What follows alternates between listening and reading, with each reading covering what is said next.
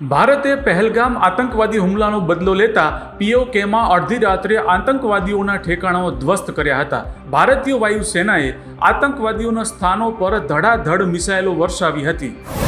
ભારતીય વાયુસેનાએ મંગળવારે અડધી રાત્રે પીઓકેના 7 શહેરોના 9 આતંકવાદી ઠેકાણાઓને નિશાન બનાવતા તેને ધ્વસ્ત કર્યા હતા.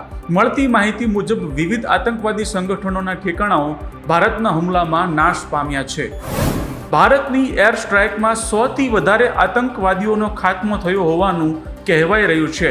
પાકિસ્તાનના ઇન્ટર સર્વિસીસ પબ્લિક રિલેશન્સના director lieutenant general Ahmed Sharif ચૌધરીએ જણાવ્યું હતું કે ભારતે 24 મિસાઇલો છોડી હતી. ભારતે પહેલગામ હુમલાના 15 દિવસમાં જ ઓપરેશન સિંદૂર હેઠળ બદલો લીધો છે.